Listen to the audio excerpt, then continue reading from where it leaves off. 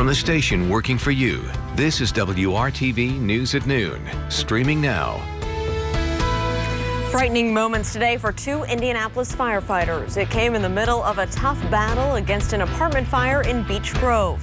Good afternoon, I'm Lauren Casey. The firefighters were injured after they suffered some scary falls while on the scene of this morning's fire. Crews were called in around 6 a.m. to a small apartment building at South 4th Avenue and Alton Street.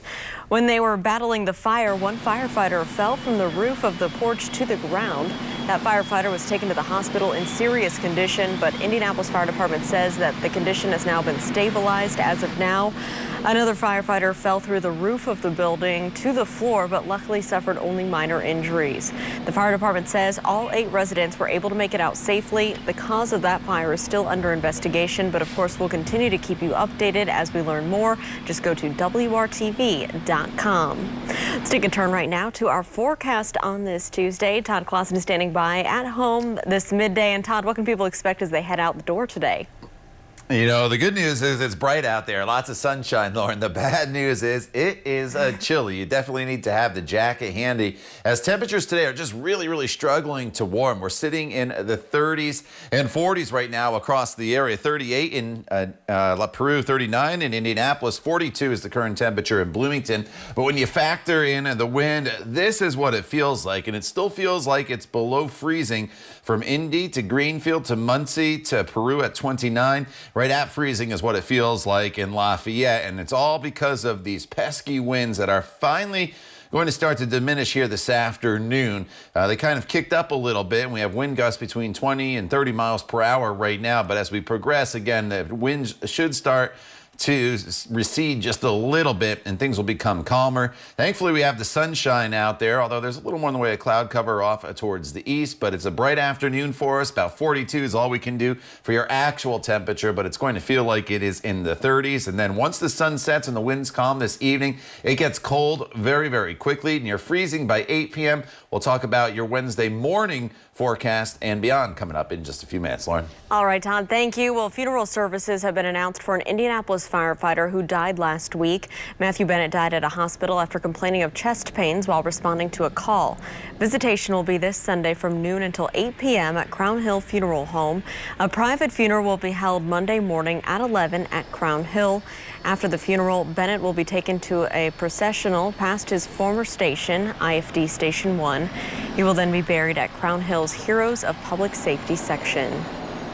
COVID-19 cases are slightly up again today, and the state pushed past another grim milestone when it comes to those who have died with the virus. Here are the newest numbers from the state health department. 5,541 new cases were reported today. 84 additional COVID-related deaths were also reported, with almost all of those happening over the past 4 days. That's the most new deaths reported in a single day since the pandemic began. It also pushes Indiana past 4,700 since the pandemic began. The situation at Indiana hospitals is also getting worse. More than 2,900 people are now being treated for the virus at hospitals. That's also at a record level today. New this midday, another school district sending more students home to continue their learning because of the high COVID-19 numbers. This morning, the Hamilton Southeastern School Board held a special meeting and voted to begin virtual learning for students in kindergarten through 6th grade beginning this Thursday. The school district says it's having trouble finding substitute teachers to cover all of its classrooms. Hamilton Southeastern students in grades 7 through 12 had already begun learning at home yesterday.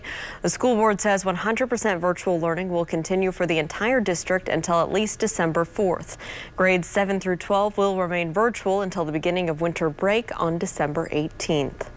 The mayor of Fishers is not happy with the decision to send Hamilton Southeastern students home. Mayor Scott Fadness released a statement saying, quote, "I'm extremely concerned about the burden this will cause parents with a mere 48-hour notice for the closure." He says Fishers has been planning to announce today an additional COVID-19 testing site for students and staff members from the school district. COVID-19 is also changing the way that Indiana's legislature operates. Today is Organization Day at the State House. It's the ceremonial beginning of the next legislative session, and no actual bills are expected to be voted on today. Once the main part of the session begins in January, the state Senate will socially distance by having some senators seated upstairs in the spectators gallery. Lawmakers in the House will move all of their work across the street to the Indiana Government Center. Connorsville is one of the hardest hit cities in the state when it comes to the coronavirus right now. Connorsville is in Fayette County, east of Indianapolis. The county is red on the state's color-coded COVID map. That's the highest risk category right now. Some people who live there tell WRTV that few people in the city wear masks or follow social distancing guidelines. We can go to our Walmart and no one's wearing masks, or, it's like, and I wear it because I feel like other people matter. And I wear it to protect other people because I may have it and not know it, and you just should care about each other and take care of your neighbors, and this is just an easy way to do it. Well, the mayor of Connorsville, Chad Frank, denied that he suggested he would not enforce the state's mask mandate. He says the city is trying to educate the public. We are constantly asking people, please wear your mask, follow all the CDC guidelines, not just mask wearing. Our numbers did go down. Our positivity rate went from 25 to 12.5%, according to Dr. White. I haven't seen the actual numbers yet. And instead of being first in the state for being bad, we're now 29th. Still not good, but we're making progress in the right direction. Well, the mayor released a letter back in July saying he did not believe the government should dictate whether people wear masks. He said that the city would not arrest anyone who does not comply with the mask mandate. A record 73,000 people with COVID-19 are now being treated at hospitals across the country. Now a number of cities and states are tightening restrictions to help slow the spread. ABC's Rena Roy has the latest. As COVID spreads fast across the country, with every state and U.S. territory seeing an increase in positive cases, at least 11 states and several large cities are now cracking down and tightening restrictions. This Friday, Philadelphia will close indoor dining, gyms, and pause youth sports through the end of the year. It means no indoor parties, group meals, football watching groups, no visiting between households, no indoor weddings, funerals, baby showers. 1 million Americans diagnosed with COVID-19 just this week, according to the COVID Tracking Project. That's about 100 Americans diagnosed every minute. In Michigan, almost 13,000 new cases in one day. Dr. Dave Burkhardt, a resident at Spectrum Health in Grand Rapids, has been treating coronavirus patients since March and was recently diagnosed himself. I got a package delivered to my door, and I remember going and picking up the package, and I was like, wow. I feel like I just ran a marathon and I walked 10 steps. In hard-hit El Paso, Texas, officials say ICUs are at capacity. A nurse there resigning, saying she wishes people had taken safety precautions more seriously. It's kind of a slap in the face when you call us heroes in the spring, and then in the fall, here we are working our butts off, and it doesn't seem like it's helping. People are dying. And there is promising news on the vaccine front. Both Moderna and Pfizer say their vaccines are more than 90% effective. Now they're waiting for crucial safety data before applying for FDA emergency authorization, expected in the coming weeks. Rena Roy, ABC News, New York. Well, the pandemic has wreaked havoc on restaurants, but one of them is trying to make the best of these times by offering home cooking to its neighborhood. Next, the transformation of a humble home into a thriving small business. Todd. And it is chilly all across central Indiana here on this Tuesday, but the good news is today is the coldest high temperature we have for the entire week. The warmer temperatures you see to our southwest, and they will be moving in our way, not just for one day, but several days. That's even better news, right? We'll talk all about it coming up when the News at Noon continues right here on WRTV.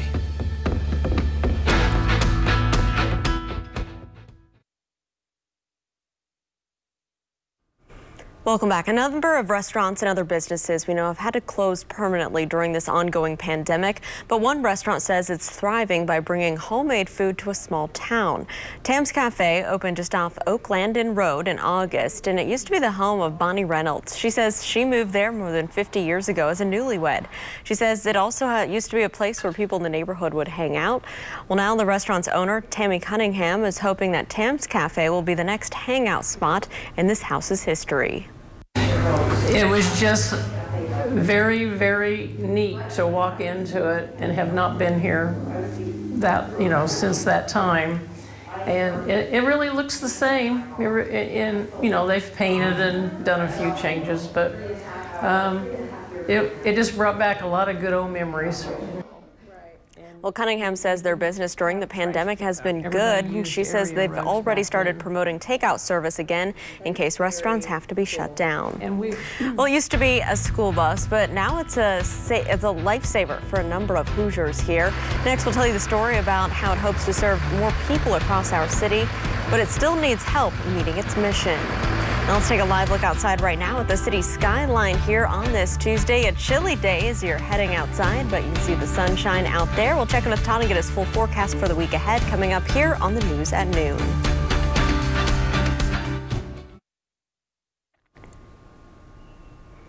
Welcome back. The Indianapolis community continues to find innovative ways to help neighbors as the pandemic continues.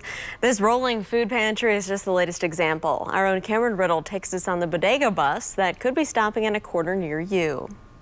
On the near northwest side, there was a new creative solution to bring fresh produce and grocery options to one of Indy's largest food deserts. This is the Near Northwest Faith Partners, our mobile bodega. Inside this 40-foot retired school bus is not a load of students, but instead a load of food. Pastor Tyrese Bowman is part of a team of people who during the pandemic saw their community struggling to get food and groceries. The brainstorm with a few of our board members said, hey, what happens when, COVID surges and shuts down and there's no access to food and kids are stuck at home and our residents and seniors unable to get out?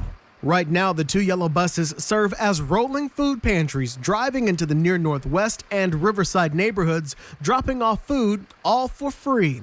But the service itself is not without its costs. The near northwest side Faith Partners cover the cost of fuel, maintenance, and the produce, while donations from community partners like Security National Mortgage Company literally help the wheels on this bus go round. It's hard to do everything yourself.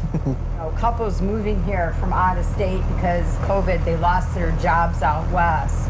Moving to Indy, now they're trying to figure out how to get food on the table. After a soft launch last week, Bowman says the plan is to eventually hire a full team of staff to operate both buses while feeding their community that is craving for food options. These buses are starting in Riverside and Northwest, but we're looking at servicing the entire city and potentially state as well. Cameron Riddle, WRTV. Cameron, thank you. Before acquiring those retired school buses, the group was feeding 1,500 Indianapolis families each week while using minivans and smaller buses. But during that soft launch last week, they were able to feed 300 families in a single day. Eventually, bodega buses will serve as a rolling store with direct delivery. Cameron, thank you for that story. Let's check in with Todd right now for our Tuesday forecast. Todd, it is chilly out there, but as you said, at least it's sunny, right? Yeah, the sunshine obviously always helps everything, but the problem is the wind direction, and the temperatures here, Lauren. But the good news is today's the coldest high temperature we have in our 7-day planning forecast, and we'll start to moderate things here going forward as we go into the coming days. Here's a live look outside right now, and just a few fair weather clouds out there as you look from downtown to the north, and that's the way it's going to be here throughout the remainder of the afternoon. But look at these temperatures. This morning we were in the 30s, and we haven't really moved much in many locations. We're finally back up to 40 in Bloomington as well as Shelbyville, but Indy, Kokomo, and Muncie still only in the upper 30s. And here's the problem. It's been the wind, but look what happens going forward throughout the remainder of the afternoon hours. We're still dealing with these wind speeds up to about 25 to 30 miles per hour. The wind is going to diminish. That's good news. The wind direction, the arrows you see, they do not change though, and that's going to keep our winds out of the northwest, and that's what's going to prevent our temperatures from warming much more throughout the remainder of the day. Now, current real field temperatures, the wind chill values, they are sitting in the 30s and below freezing in Indy as well as Greenfield and Muncie. 27 is what it feels like over in Richmond. As you work your way south and west, the wind chill's not quite as harsh. 43 is what it feels like in the Bedford area. High temperatures today, it won't feel like this, but they should get up into the low to mid 40s across the area with the breezy conditions and the mostly sunny sky. So if you do venture out, definitely need to have the jacket handy. Now there's a little bit more in the way of cloud cover off to the northeast where there's been a few snow showers near the Fort Wayne area today, but those continue to move off. But if your travels do take you over into western Pennsylvania or New York State, just know that there's some pretty vigorous snow showers going through, but we are going to be high and dry dry the next couple of days. As the winds relax this evening, though, and the skies will be clear. Those are two ingredients to allow the temperatures to cool off very, very quickly, and that's exactly what they do. Going down into the low 30s here by the time we get to 8 p.m., and then as you wake up tomorrow morning, temperatures are going to be in the low to mid 20s across the area. Those are actual temperatures. While there won't be much wind tomorrow morning, I bet you we have some wind chills that will be in the teens. And then going forward in this forecast, tomorrow is a sunny day for us from start to finish. It starts off cold, but it ends pretty decent with high temperatures back up right around 50 degrees, which is seasonable for this time of year. Thursday's a very, very windy day once again, but it's a southerly wind compared to those northerly winds today. So that takes us up to 65 degrees on Thursday afternoon. And then we stay in the 60s all the way through the weekend. You do notice, though, as we get into Saturday and then Sunday, the clouds will increase. And I do think on Sunday there'll be some showers around, Lauren. But we're not looking at any heavy rainfall. But it'll be nice to welcome a little bit of that warmth back into the forecast as we head into Thursday, Friday, and then the weekend. All right, Todd, thank you so much. Well, we've been through the age of house flipping, where people buy inexpensive homes and they fix them up and resell them for a big profit. Well, now some people are claiming that they can do that with cash in your bank account. Tim Maniscalco with the Better Business Bureau says not so fast. If you see one of these money flipping schemes on social media, this is one of those get rich quick schemes. Here's how it's going to work. You're going to see on social media where someone's going to offer that they can double or triple your money in just a very short period of time, just a couple of weeks. If you go and pursue that, they're going to ask you to send some money, let's say, several $100, $300, $500, something like that. And they're always going to do it through one of these banking apps like Cash App or something like that, something where it's a virtual bank. And all of a sudden, then you're going to get reports back that say your money is just growing like a weed. You know, it's doubled or tripled here in just a couple of weeks. Well, when you then go to get your money out, you're going to get some messages that say, well, you've got to pay a fee to get that out, or you've already got to pay taxes to get that out. Bottom line is, if you go to try and access that money, you're never going to get it. It's just one of these get-rich-quick schemes, and they do this all through these banking apps. So don't go for it. It's something that we've seen a big spike in here in the last several months or so. So just watch out for these money-flipping schemes that say that you can double or triple your money in just a couple of weeks. All right, Tim, thank you so much. And there's more information on how you can avoid money flipping schemes at the Better Business Bureau's website. Just go to bbb.org. When we come back, it is time for our Pet of the Week. And we want to see if you want to take home Lady. We'll introduce you to Lady and tell you a little bit more about this pretty girl. That's coming up just after the break.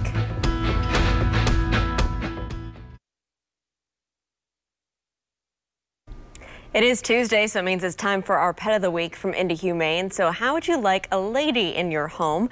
Indy Humane says Lady is a super sweet girl looking for a home where her adopter can give her time, love, and attention. Lady is looking for a home without children or other pets, and she's also a bit vocal, so she may not be the best choice for homes with a shared wall living. She's also currently in a loving foster home, and her foster family says she's potty trained, loves interacting with people, and of course she prefers to sleep at the end of her human bed. You can take Lady home for an adoption fee of $87.50. And so if you'd like to meet Lady, make an appointment to meet her, you can do so by going to indyhumane.org. Oh, Todd, she's a cutie. She is. Look at those ears just folded over, facing forward. So, I have no doubt once people go take a look at Lady, she's going to get picked out really, really quick, and rightfully so. All right, outside right now, if you're walking the dog or just going for a walk yourself, it is chilly, it is breezy, but it is bright. That's the good news, but just bundle up a little bit. About 42 your high temperature. Tomorrow morning down to 26 to start the day, 50 on your high temperature tomorrow. So we do rebound nicely with mostly sunny skies, and then we kind of flip the script a little bit, going from 10 degrees below normal today to 10 to 15 degrees above normal starting on Thursday through the weekend with high temperatures in the 60s. A couple things to point out. Thursday, while mild, it's also very windy. And then on Sunday, some showers in the forecast, but they should be fairly light, Lauren. All right, Todd, thank you, and thanks for joining us making WRTV your choice for news. Join us for the news at 5 and have a great day.